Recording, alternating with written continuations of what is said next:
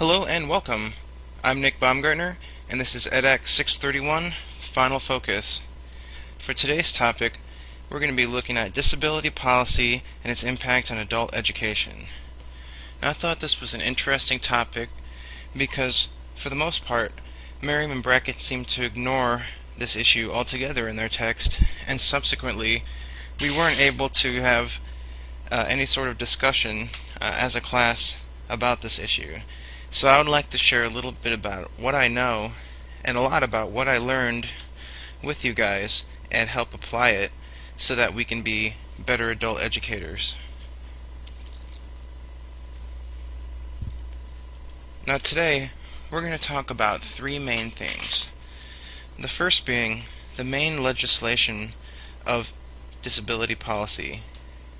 Now the three main pieces are the Rehabilitation Act of 1973, the Individuals with Disabilities Education Act of 1975, and probably the most ubiquitous, the Americans with Disabilities Act of 1990. After we look at their ancestors and them, we will look at the responsibilities that we have as adult educators, not only to our students, but to comply with the legislation above. Afterwards, I'd like to share with you guys a modern approach to not only providing services for people with disabilities, but a modern approach for delivering instruction in general, that being the universal design theory of learning. We're going to look and see how the topic of providing individualized services for students with disabilities can carry over into general settings, and how interventions for students with disabilities can also be interventions for students without them. Now, in the early days, the main focus of disability policy was on providing vocational rehabilitation services to injured veterans. And we can see that in the first piece of legislation that was written, which is the Smith-Fass Act of 1920, or also known as the Civilian Vocational Rehabilitation Act. This provided and implemented therapeutic, rehabilitation, medical and prosthesis, and other such services through the Veterans Affairs for the new influx of wounded veterans coming back from the foreign wars. Now this was probably due to increases in not only regular medicine but battlefield medicine, that we saw a much more wide array of injuries from the battlefront that were then able to be survivable, in which case we needed to be able to retrain these soldiers so that they could have a productive and proactive life after their service.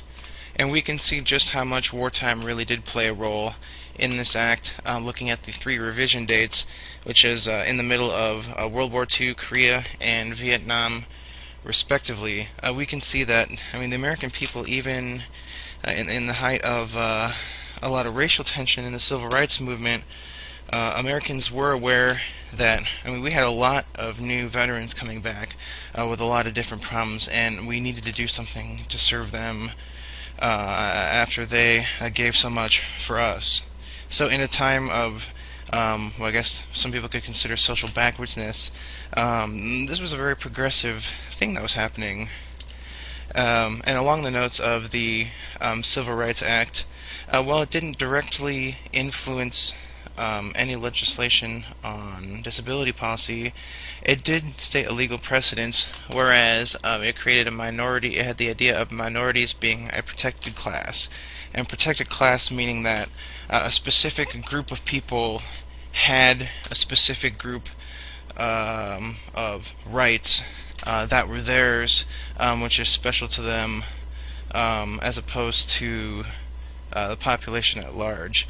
Now, they can carry over. A lot of anti-discrimination legislation carries over across demographics, but it is the demographics themselves that are protected, such as certain minority classes, sexual orientations, and people with disabilities. Now, the first big piece of modern legislation we saw was the Rehabilitation Act of 1973. And this was really groundbreaking legislation at the time, because this was the first designation of a disability as protected class. Therefore, before then, disabled people did not have any certain special anti-discrimination rights set out in stone in federal law for them up until this point.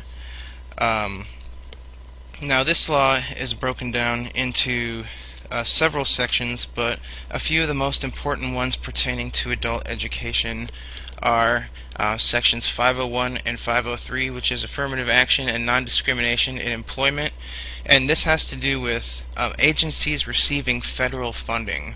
Now, this includes colleges and universities, it includes civil service agencies, school corporations, so on and so forth. Anyone that's getting money from the government and has to comply to this non-discrimination and equal opportunity in their place.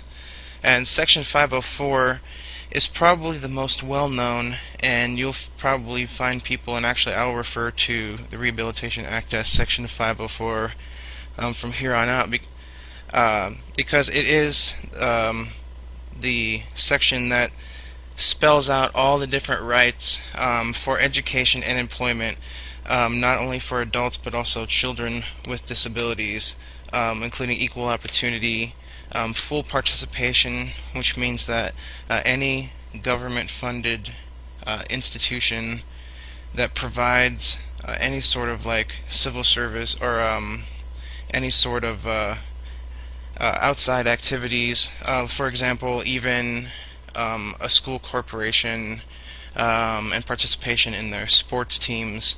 A student cannot be excluded from that based on their disability, nor can any adult be excluded from any public event based on their disability. And Section 508, which was very far ahead of its time, talked about accessibility for public technology. Now, this includes libraries, not only public libraries but also university campus libraries. Aside from buying electronic typewriters and things, they are now expected to get certain assistive technologies, such as Perkins Braillers, which are miniature typewriters which have the 6 buttons which can combine to make any of the letters in Braille, and things such as closed-circuit televisions for the visually impaired, which is basically a monitor hooked up to a camera, which can then magnify print up to a viable size for someone with a visual impairment to use. And basically all of this in the efforts to give the most access possible for people with disabilities to fully experience everything that this society had to offer them.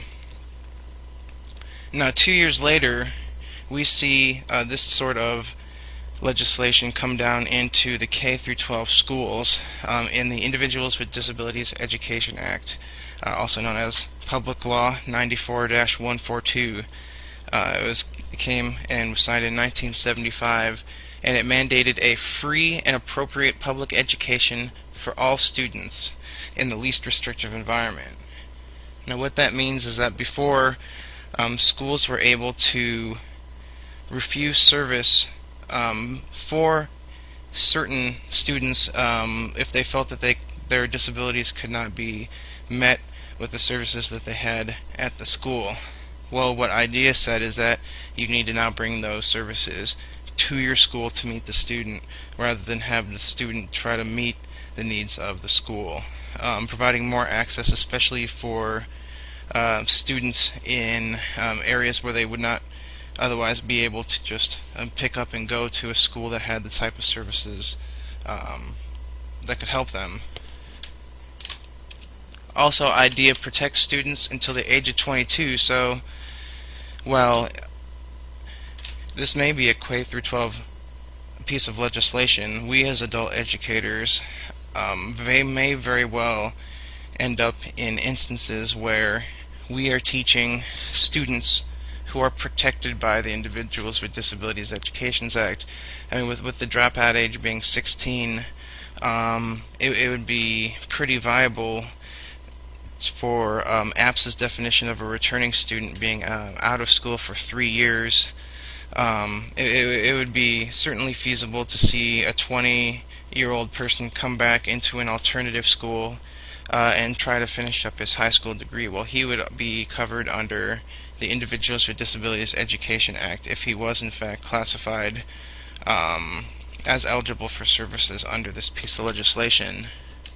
And the other good thing about IDEA was it created a certain sense of long-term planning for students, whereas they're going to need to do something after high school, and it's very vocational oriented. And at the age of 14, the teacher, along with counselors and let's say an associate from vocational rehabilitation, would come and meet, and they would start to form a transition plan for any student found eligible to receive services through IDEA, where they go through different skills sets, ability sets, as far as independent living needs, and with 4 years notice begin to build a plan that can be implemented once a student leaves high school and can enter independent life pretty smoothly, at least if it's done well.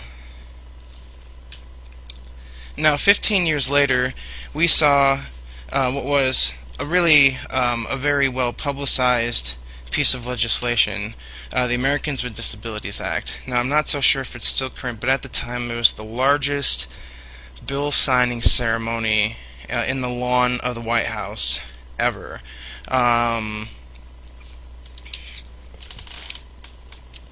Now, what Americans with Disabilities Act did was not only affirm everything in the Rehabilitation Act of 1973, but it also had its own particular focuses. Where 504 leaves off with access to both education and employment, ADA picks up with access to different public settings, such as buildings, public transportation, public activities, telecommunications, and different public facilities and services.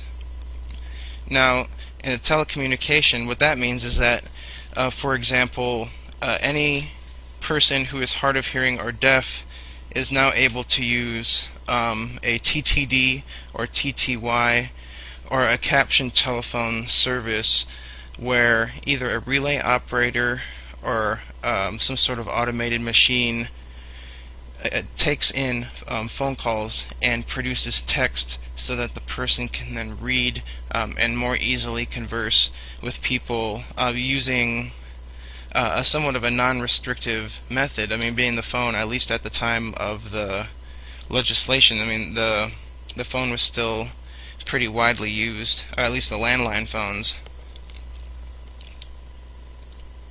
And as far as public facilities and services, I mean, ADA has actually caught quite a bit of flack for some of the sweeping powers that it seems to bear, and the courts have ruled both ways on access to public facilities and services, whereas a lot of the opponents to ADA would be, let's say, small business owners who would have to put down some sort of substantial amount of their capital to be able to fully make their facility ADA compliant.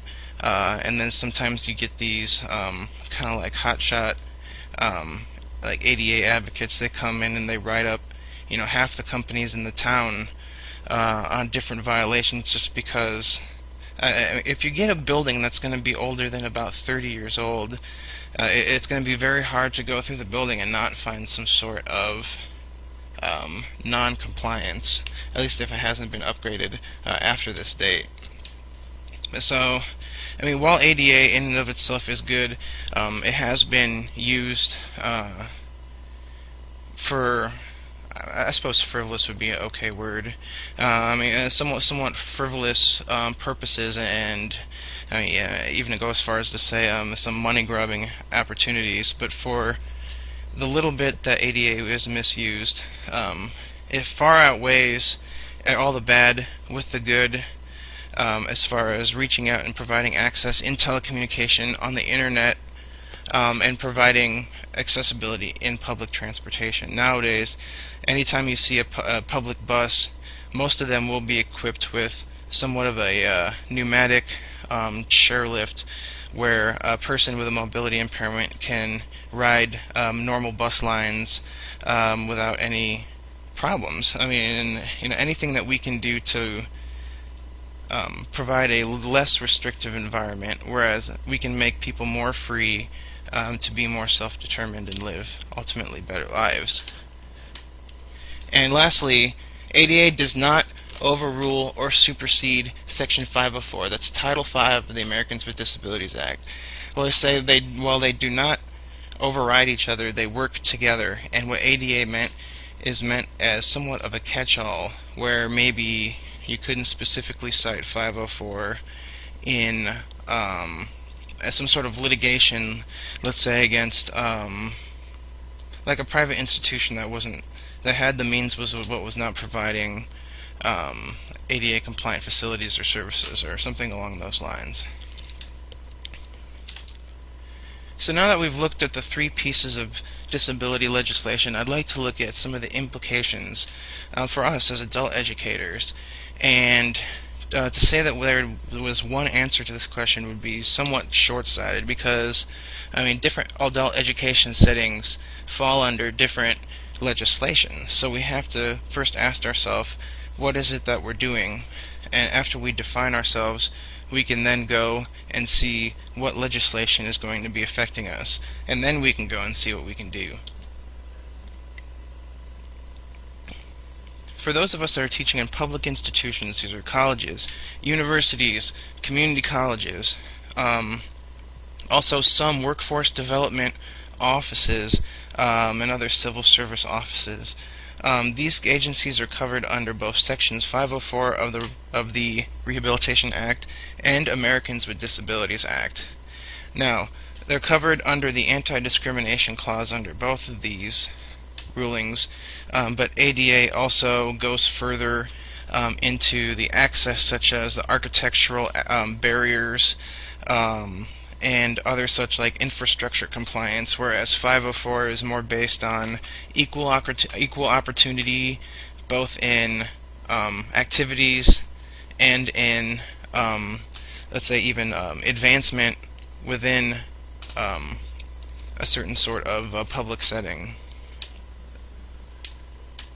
Now, corporate institutions are also covered under the two above pieces of legislation, mostly for the same reasons. Section 504 covers both non-discrimination, affirmative action, and equal opportunity, while ADA covers a lot of the access issues in the building. Now, private institutions aren't necessarily covered under Section 504. Well, why is that? It's because private institutions, at least in the definition that I'll use for this presentation, are ones that don't receive any federal money. Institutions that don't receive federal funding do not fall under the umbrella of Section 504 of the Rehabilitation Act. They do, however, fall under the umbrella of the Americans with Disabilities Act. Therefore, they need to provide fully accessible, fully participatory facilities and services for all of their patrons, including those with disabilities. And if they cannot do that, this is where a lot of some of the lawsuits get a little bit hairy, because what they have to do, they need to look, what ends up happening is the judge or whoever is the mediator looks at the books for the business, and they do somewhat of a feasibility analysis where they say, okay, well, with this sort of capital coming in, it's feasible that they could spend X amount of dollars on ADA compliance a year. And if they are in fact doing that, just because, let's say, there is a doorway that wasn't 32 inches, that might be overlooked because they are, in essence, doing what they can, if you will, to help meet these compliance issues. Now, local education agencies, or LEAs, are any school corporation that do K through 12 special education services. This is the one specific agency that is under the umbrella of the Individuals with Disabilities Education Act. This is strictly a K-12 piece of legislation that provides a pretty large umbrella of both protection and services for students that qualify under the 13 categories of disability that they have at the current moment. And that's after an evaluation process and the whole 9 yards, basically. So let's look at our responsibilities as adult educators regarding disabled students. And the first thing that I think is really important when we're working and teaching students with disabilities is that we need to have an open, honest, and also on the level lines of communications. What we need to do is at the very beginning, we need to build rapport with these students by asking. We need to sit down and talk with them and say, tell me about you, and so I can tell me everything that I need to know to help you. And you'd be surprised how often that happens. It's not a very prevalent practice, and it surprises me, especially in today's age of what seems pretty acute disability awareness. And sometimes, just the real, naivety and absence of sense sometimes when dealing with students that have disabilities, it just kind of boggles my mind a little bit. So effective communication is definitely the number one thing. Responsibility that we have as adult educators to provide a successful environment. Number two is developing good curriculum. And we want to ask ourselves, am I providing diverse learning styles? And not only diverse learning styles, but learning opportunities, especially for students with a specific disability. This might not be a visible disability. This may be a specific learning disability, or maybe any other sort of internal, non-visible disability. It might affect how people learn in a certain way. It would be pretty obvious to say that people with visual impairments would be more auditorily inclined, and somewhat conversely, someone who is deaf or hard of hearing would be relatively visual learner. Well, that in fact is true, but what we're seeing is we see a large jump in the identifications of specific learning disabilities, and the more that we learn about the brain and the more we're able to test the minds of kids, the more specific learning shortfalls we're going to find, and we're going to have to then intervene for. So the more learning styles and learning opportunities that we provide in the class, that's the more opportunity for the really engaged, gainful learning to happen, because we're going to be matching up a learning opportunity with a learning style that is a strength for the student. We're going to talk about confidentiality, and this is something I believe that it's much more paid attention to in the K-12 system than it is in higher adult and community education. What we need to do as adult education, or as adult educators, is that we need to provide a safe, discreet, private environment for a student to disclose his or her medical information to you. There's plenty of times, even as my time as an undergrad at Ball State, where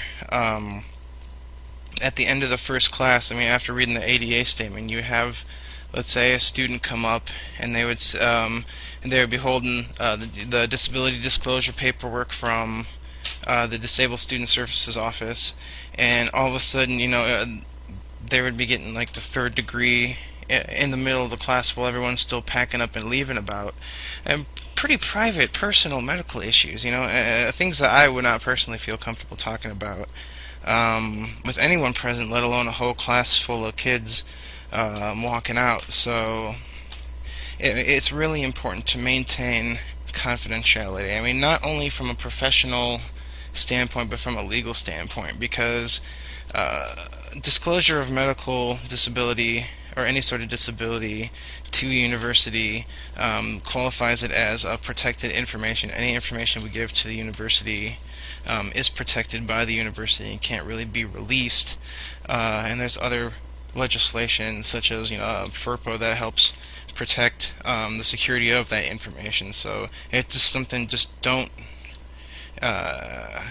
get into bad habits when dealing with sensitive information with students. Keep it private, keep it discreet, keep it between you and the person. Lastly, we need to provide promised services. Now, depending on what legislation a student is covered under,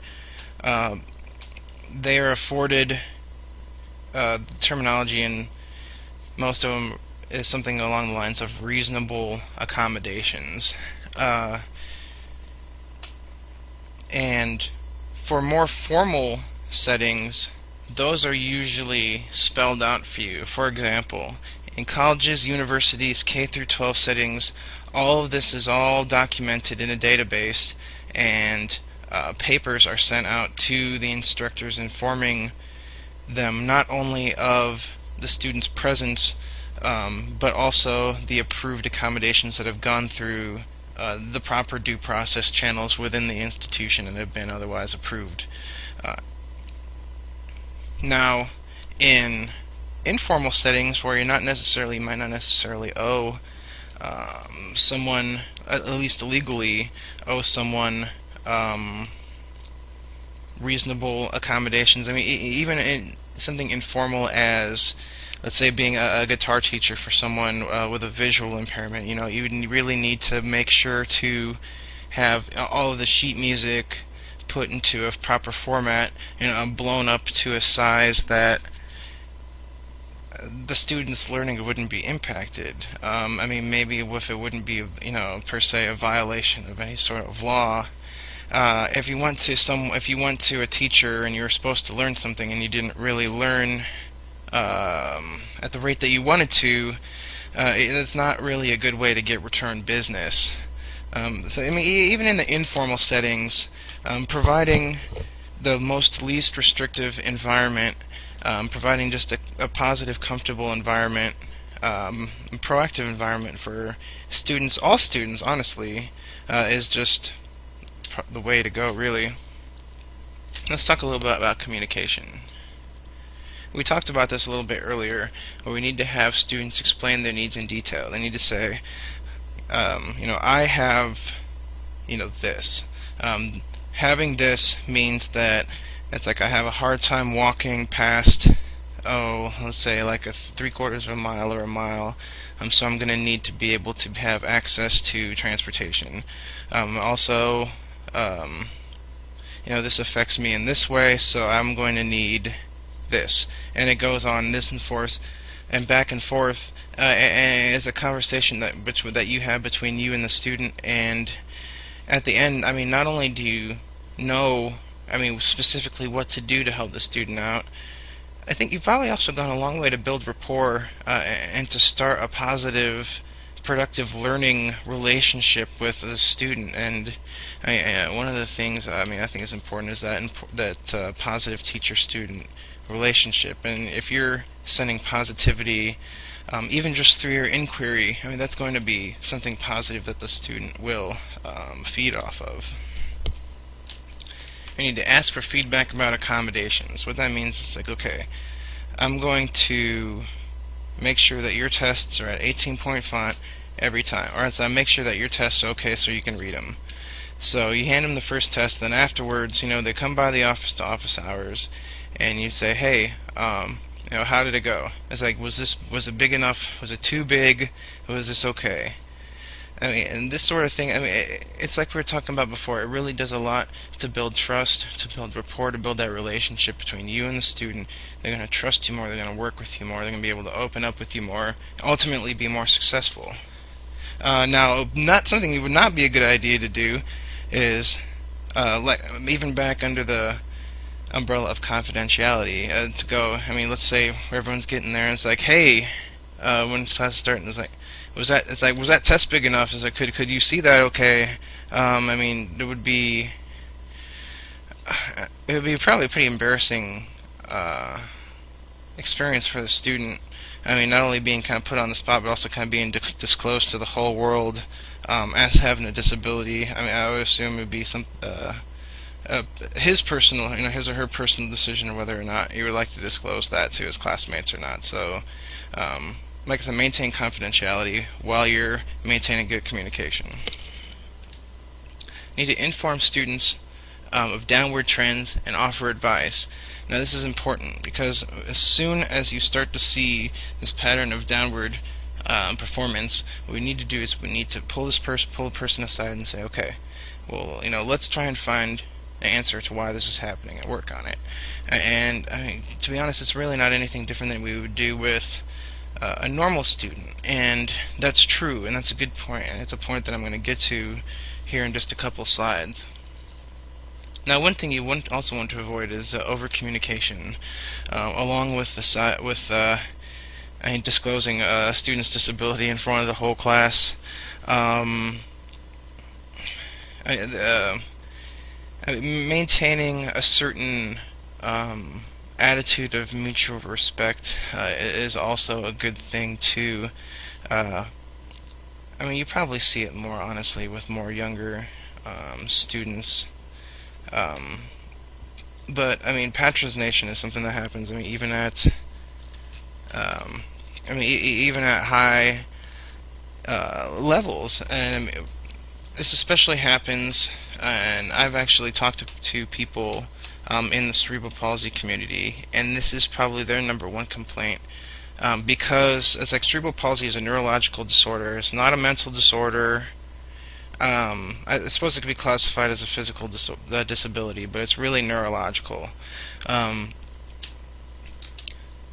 People with more severe cerebral palsy are oftentimes mistaken for having some sort of mental handicap because they're not able to manipulate the muscles that they need to make kind of cogent and coherent audible sounds for speech.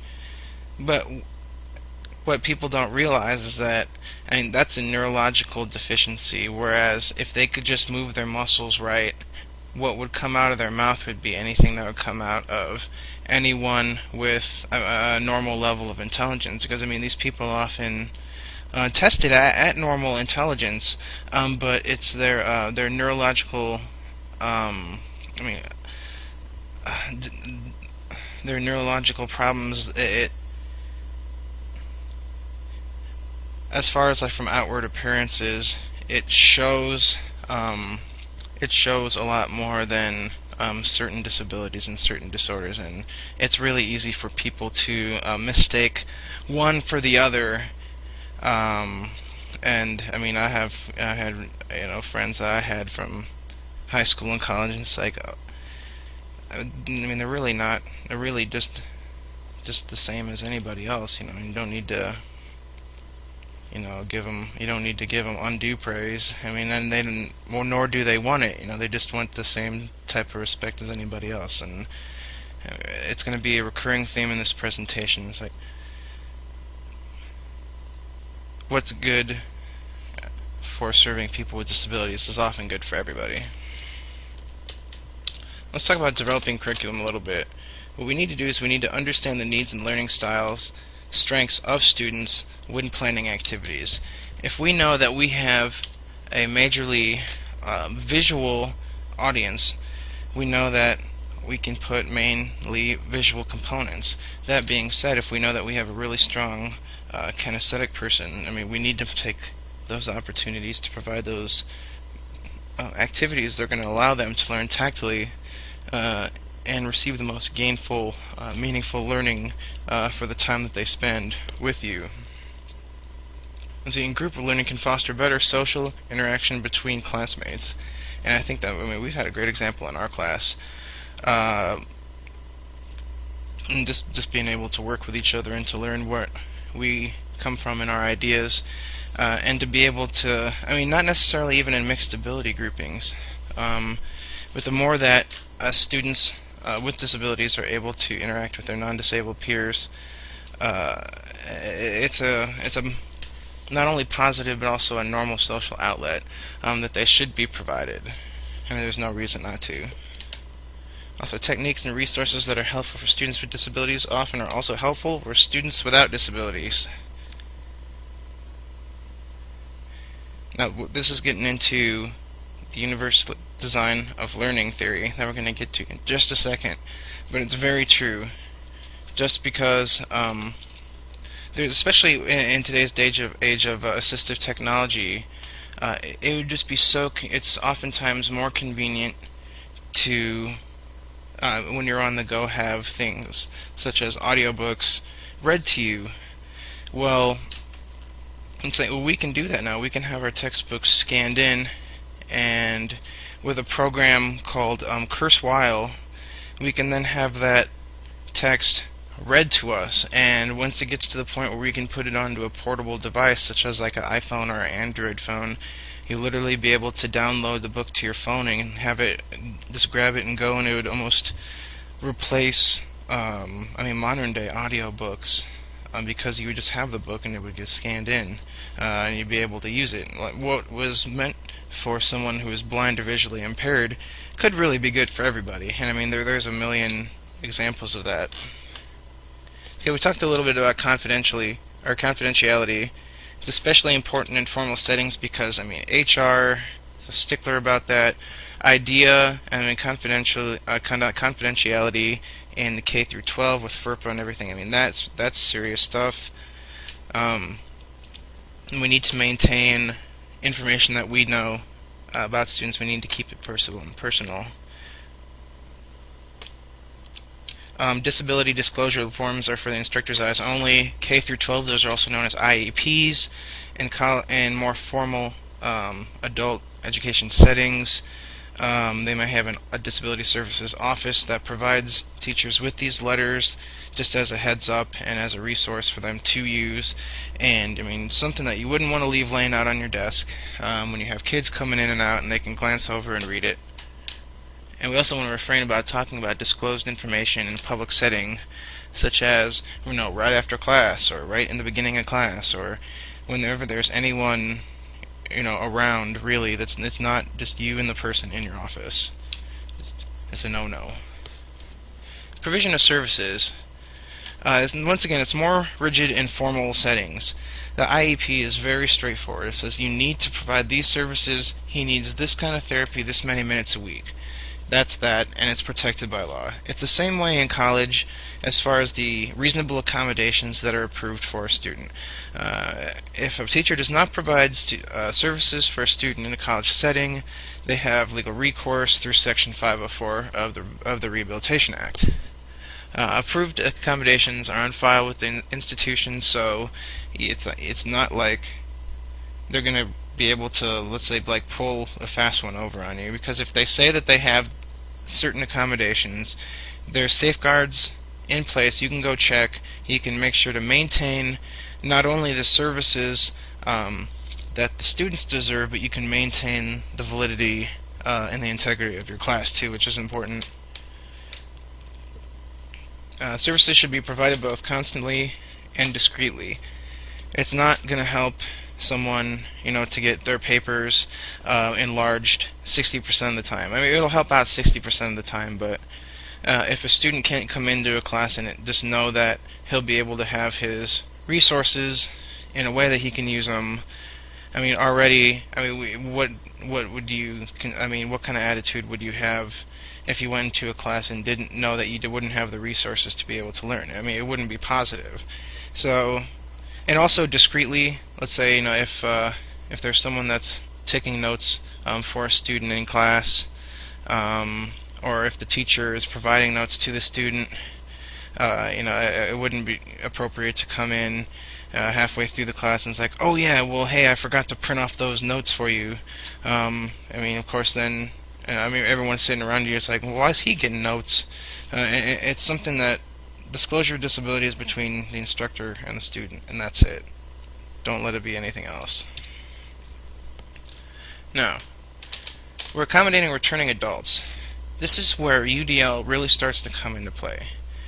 Things that we use for helping students with disabilities, we can also help to accommodate returning, potentially aging adults returning to college and university settings.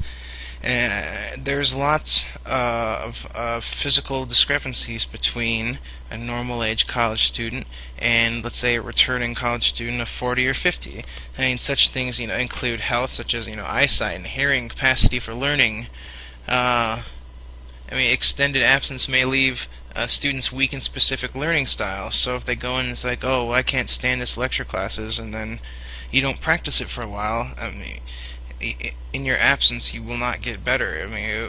Your skills will deteriorate. So something you're already weak at, you become extremely weak at, and it becomes very hard to recover from that without some sort of system of support.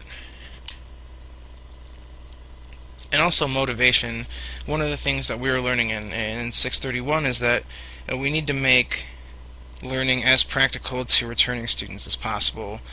The returning students are very career-oriented. They're there to get their certification or educational advancement to go out and get a better job.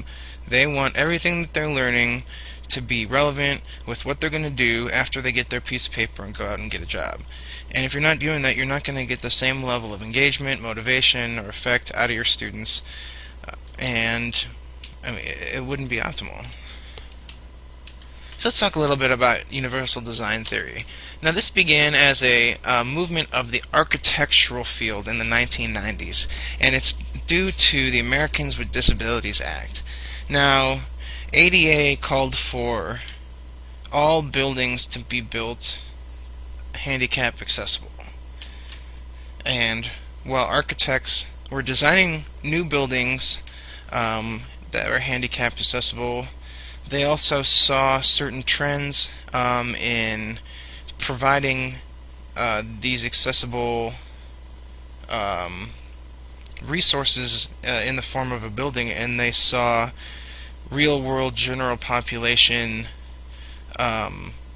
benefits to these things. For example, curb cuts were things that people fought for in the 70s and 80s. Hard people in wheelchairs. You can't get up and down the curb when there's not a curb cut there. They put it there and people complained. And now, when you see, let's say, even out on the scramble light on campus, you see people with strollers, with the wheelie backpacks, even on rollerblades and skateboards, and they're able to go up and down those little corners without having to hurdle a curb, just as easily as someone in a wheelchair can cross the street and get to class. That which was designed to help someone with disabilities has helped everybody, helped the community at large, or benefited it at least. Services provided to students with disabilities are also helpful for non-disabled students. So this is kind of a repeating theme in the universal design theory. You have to think about specific interventions that we use over here. Can we use them over here?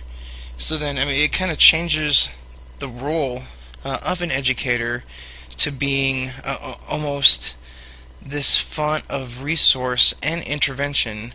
Aside from being that, also having the ability to execute it in several situations, several different situations, to achieve similar outcomes.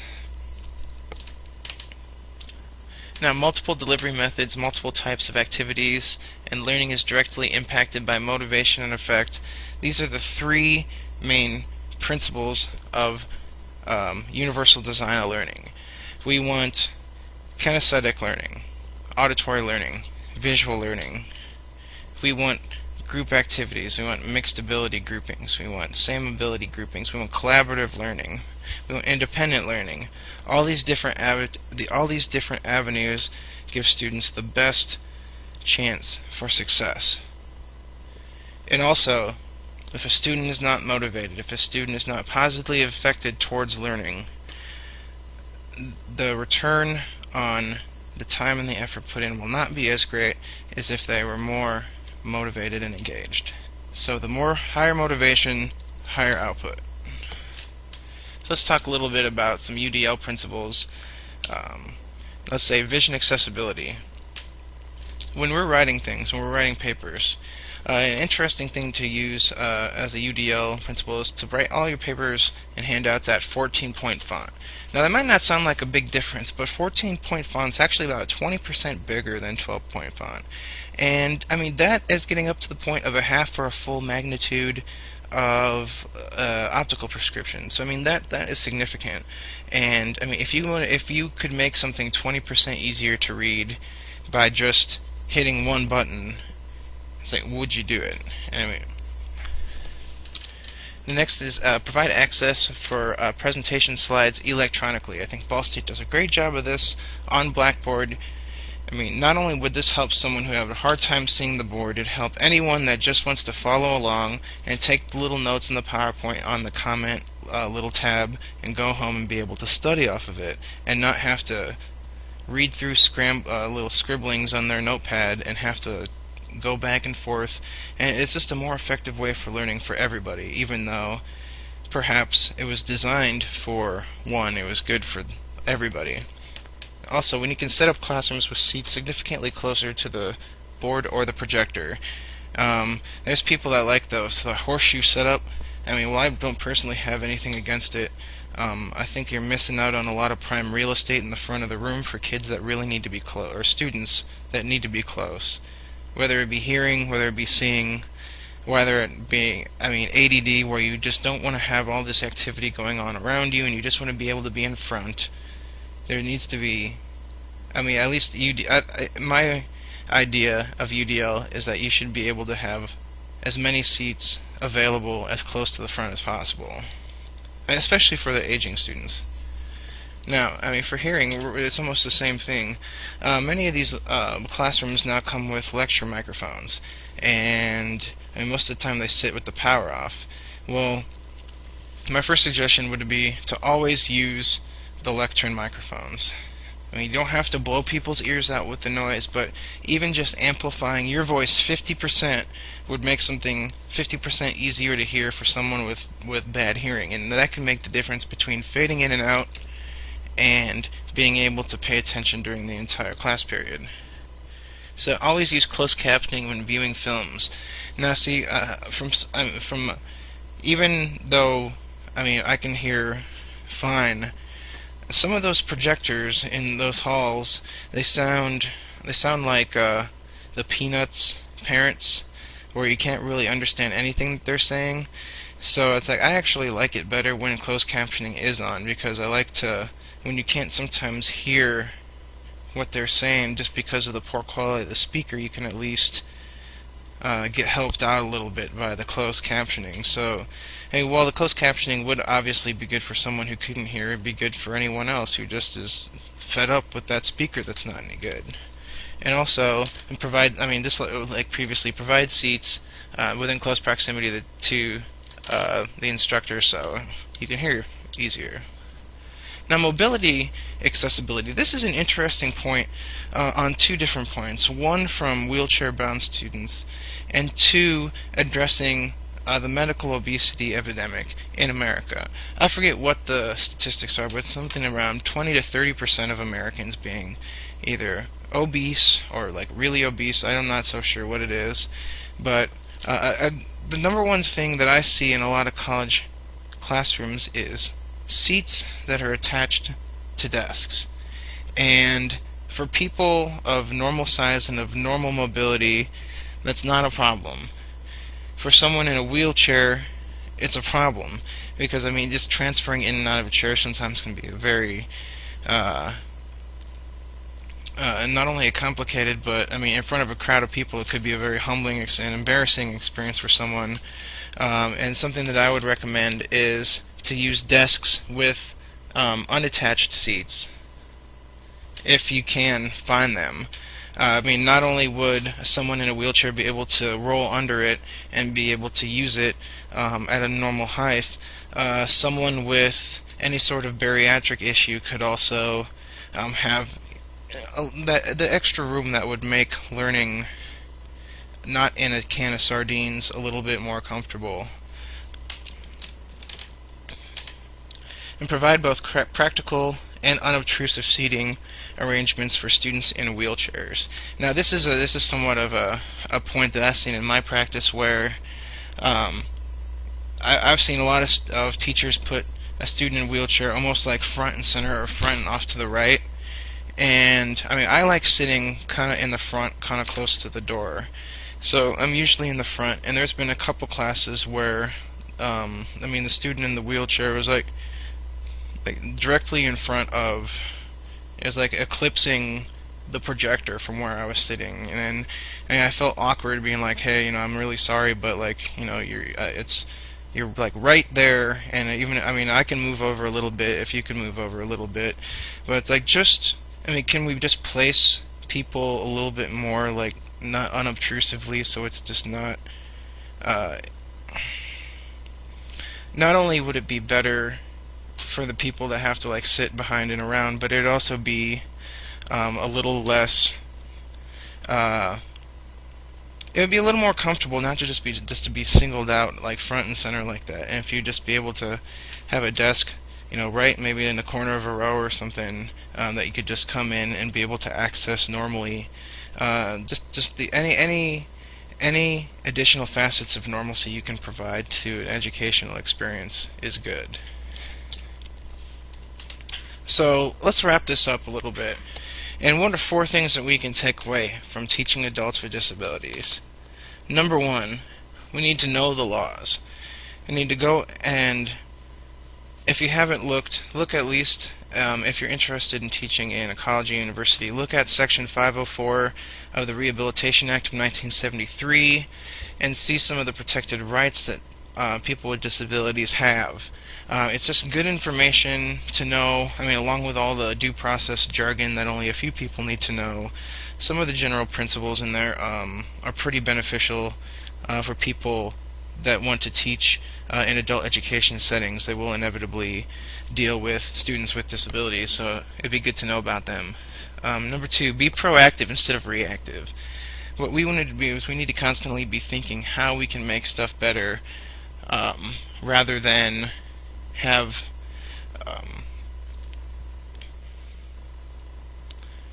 even though we might not always have the luxury, if we can avoid a bad decision by forward planning rather than react to a bad situation after it happens, we should do that if at all possible. And I mean, it can't always happen, but it can happen sometimes, and the more that we can make it happen, the better it'll be. So number 3, have common sense. And it's like, it's really, I mean, it may sound overly simple, but common sense can be at a premium sometimes. It's just treat others, you know, the way you would want to be treated, and you'd have to think, it's like, if I had this sort of problems, you know, put you know, their shoes on and walk around. Just reflect for an hour and say, if I had a severe mobility impairment, I can, you know, walk around, what kind of things would I need to be able to be successful in this same situation as my student? And I mean, the more that you put yourself in other people's situations, you'd be surprised what you would learn. And last things is we need to strive to meet UDL ideologies. Basically, we need to learn things that are good to help intervene for people with disabilities. We also need to know how to apply those in more general aspects and general settings, so that not only can we help the 1% of people that do actually have the specific disability that this intervention is tailored for, but we can maybe help another 30 or 40% of the general public that would benefit just from being able to have this as an extra resource. I mean, maybe not even as a rehabilitation or a remediation tool. It might just be a convenience. For example, even Siri, the iPhone 4S voice, it's just a further development of the voice recognition system in Kurzweil, which was developed for blind and visually impaired people to be able to read text that was, or read print or be able to hear it. It would translate the text into a synthesized voice, kind of like what Siri can do on the iPhone now. So what was being used by blind people in the 70s is now being used by anyone with an iPhone 4S now. So you think about, the thousands of percent increase of people that are actually using something that is, in essence, a universal design tool. So in closing, I hope that you're able to learn a little bit about the different pieces of legislative policy in regards to disability policy and adult education. I hope you're able to learn a little bit about what to do in certain situations and how to be a more effective educator of adults with disabilities. I hope you learned a little bit about how the aging returning student could also benefit from certain interventions that we provide for people with disabilities. And I hope that you learned a lot about the universal design of learning theory, and I hope that you take that and apply it to your own practice to be the best educator that you can. So for EDAC 631, Final Focus on Disability Policy and Adult Education, this is Nicholas Baumgartner. Thank you for listening. Have a good night.